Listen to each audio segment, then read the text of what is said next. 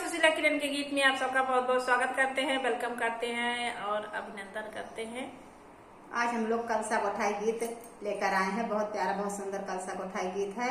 इस समय लगन चल रही है, आप लोग जरूर सीख के गाइएगा। बहुत अच्छा कलसा कोठाई गीत है। अगर गीत पसंद आएगा तो कमेंट के माध्यम से जरूर बताइएगा। बहुत प्यारा गीत है। नंद भौजाई का जबरदस्त नोक झोंक है। बड़ी लड़ाई कही दी थी। कहाँ लड़ाई वही कही लिए जब अपने हक पे न पाए तो अब भाई कलसा उलसा नंद दिखा कर तो फिर नंद से लड़ाई की है कि अपने भौजी से लड़ाई की होगी। क्यों समझती है, लेकिन अब नंद से हो ही गवाए हम। अच्छा, नंद से तो वह तो कहा थी अपन हक, तो हम कही यानी कि भौजी से लड़ाई की है यानी कि मैं नंद से लड़ाई की है। वही आप लोग आवे सुने, लास्ट तक जरूर बने रही हैं। अगर पसंद आए तो चैनल का लाइक और सब्सक्राइब जरूर करिए। आवे सुने। आवे में कैलू बड़ी देर हो, कल सेवा में देर भैले ननदी। आवे में कैलू बड़ी देर हो, कल सेवा में देर भैले ननदी। किया भौजी नौआ पठयू, किया भौजी बारिया, किया भौजी नौआ पठयू, किया भौजी बारिया। की